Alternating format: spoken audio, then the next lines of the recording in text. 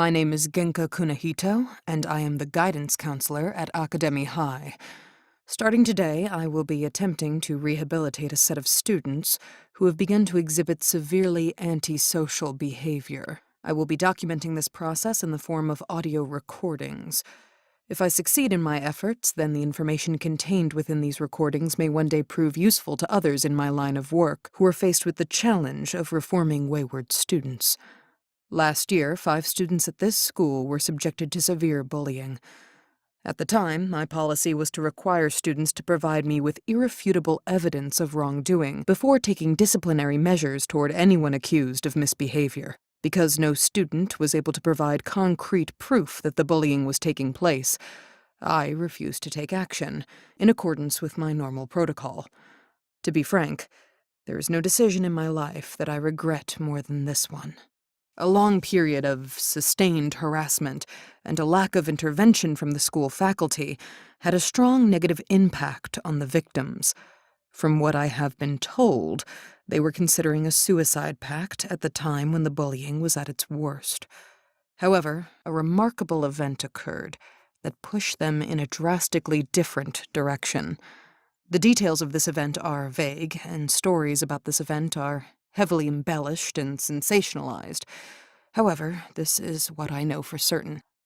A few weeks ago, a group of students from another school gathered outside of the entrance to Akademi High. They were waiting for a certain student to arrive, a young woman named Osoro Shidesu. Osoro had somehow offended them, and they were planning to retaliate by beating her up in front of the school. Apparently, they wanted to make it clear that they would not tolerate disrespect from anyone at Akademi High. Again, the details are fuzzy, but what really matters is what happened next.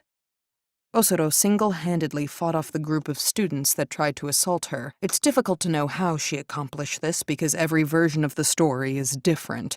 Some reports state that she defeated 10 students one at a time, while other accounts claim that she fought off 100 students simultaneously. Some say she took a weapon from one of the attackers and used it to defend herself against the rest, while others say she was bare-fisted the entire time.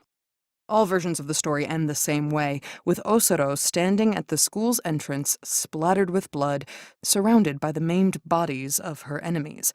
Allegedly, she took a coat from one of the students she had defeated and draped it around her shoulders as a trophy commemorating her victory. To this day, she attends school while wearing a tattered coat. For most students, that coat alone is enough evidence that this inconceivable event actually took place. The 5 students who were being bullied were present when Osoro's triumph occurred. They witnessed her achievement firsthand. Instantly, Osoro became an icon to them, a physical embodiment of the idea that a single person can stand against a group of tormentors and prevail. From that day forward, they idolized her, worshipped her like a goddess. They started following her around school at all hours, like baby ducks following their mother. And eventually, they began to imitate her. Osoro had demonstrated that violence was a viable solution to their problems, and that a fearsome reputation would keep their enemies away. The 5 bullied students began acting exactly like Osoro.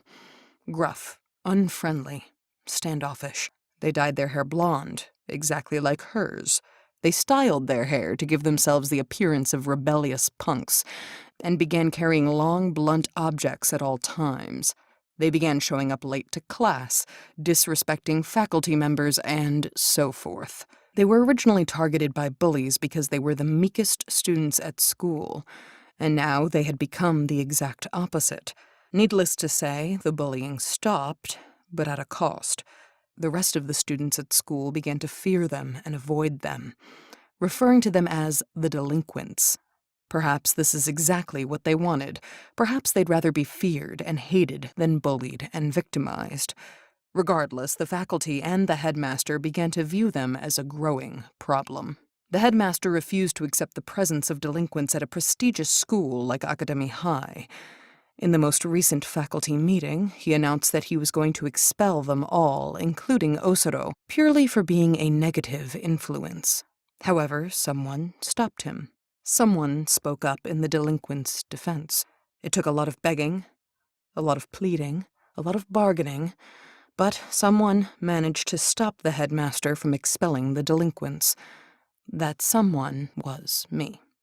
I feel responsible. No, I am responsible for what happened to those 5 students.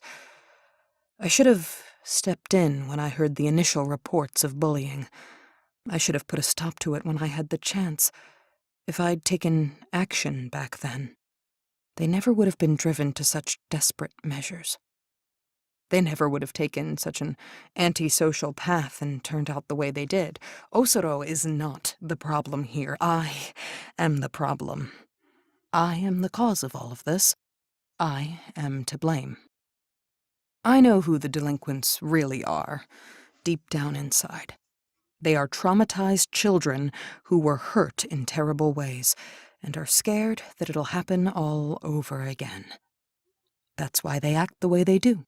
The way they talk, what they've done to their hair, the weapons they carry, it's all because they want to project a fearsome appearance so that nobody will ever abuse them again. If I can make them feel safe at this school, maybe they'll drop the stupid facade and return to their true selves.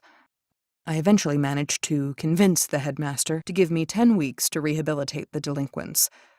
We have an agreement. The headmaster, the teachers, and the student council will tolerate the delinquents' behavior for a period of 10 weeks and give me a chance to reform them. However, this arrangement came at a cost. If I am unable to reform them within 10 weeks, I will be dismissed from the school.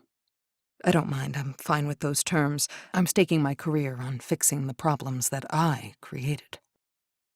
It hurts me to say this, but it may be impossible to reform the delinquents with Osoro at school.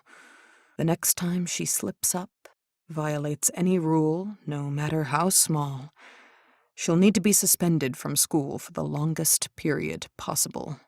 This will provide me ample time to speak with the delinquents, reason with them, talk things through, solve their problems, and get them back to their old selves. I just hope I'm up for it. In times like this, I wish I was more like my mother. This recording became much more personal than I intended. I may need to toss this out and start over.